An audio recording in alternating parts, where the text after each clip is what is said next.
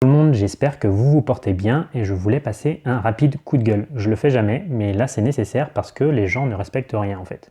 Donc on leur a demandé de rester confinés chez eux et on se rend compte que la plupart des personnes continuent à sortir alors qu'elles n'ont pas un véritable impératif.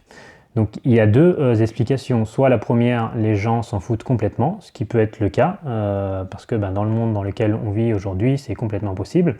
Mon frère me disait par exemple, hier, quelqu'un est passé, il est boulanger à Leclerc, et quelqu'un est passé au magasin et il repartait avec 40 paquets de pâtes. Je ne sais pas si vous vous rendez compte, mais 40 paquets de pâtes, quoi. Qu'est-ce qu'il va faire avec ça? Vous inquiétez pas, il y a de l'approvisionnement qui a été prévu, c'est la première chose dont le gouvernement s'est occupé parce que si jamais on n'a plus de nourriture, on n'a plus d'eau, ça va rajouter une crise à la crise qu'on traverse déjà actuellement. Donc ça c'est la première possibilité. La deuxième possibilité c'est que je pense pour la plupart des personnes en fait c'est qu'elles ne se rendent pas compte. À partir du moment où vous n'êtes pas confronté véritablement au problème, vous vous dites que ça n'arrive pas, ça n'arrive qu'aux autres, typiquement. Et du coup, vous ne faites pas en sorte de vous conformer aux mesures de confinement qui ont été recommandées par le président et par tout le gouvernement et par tous les médecins en fait.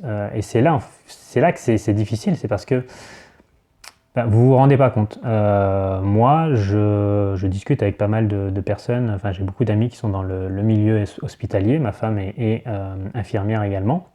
Mes cousines sont infirmières, j'ai plein d'amis qui sont infirmières ou médecins, et notamment dans le Grand Est, en Bourgogne également, et c'est juste la panique là-bas. C'est-à-dire que les hôpitaux sont surchargés parce que il y a surtout aussi des personnes qui y vont pour pas grand-chose. Pour les cas qui sont les cas de personnes qui sont infectées, avérées, il n'y a pas que des personnes âgées, il y a également des jeunes de 30 ans qui sont là quelque part affalés sur leur lit à plat ventre, qui sont intubés avec du matériel respiratoire et qui peuvent du jour au lendemain mourir. Donc ça c'est quelque chose qui est vraiment grave. Et ce qui est beaucoup plus grave aussi, c'est qu'aujourd'hui, quelque chose que j'aimerais pas avoir à faire, mais les médecins sont amenés à devoir prendre une décision. C'est-à-dire que dans le cas où il y a du matériel qui n'est pas disponible pour deux personnes, ils vont choisir entre les deux personnes laquelle bénéficiera du matériel ou pas, et donc une personne va pouvoir être sauvée et l'autre personne ne pourra pas être sauvée malheureusement. Donc je vous invite tous à faire preuve vraiment de respect vis-à-vis des consignes, de rester vraiment chez vous à partir du moment où vous n'avez pas d'impératif à sortir. Donc c'est vraiment que comme ça qu'on va pouvoir confiner la propagation du virus et éviter de surcharger les hôpitaux qui sont déjà surchargés pour certains d'entre eux.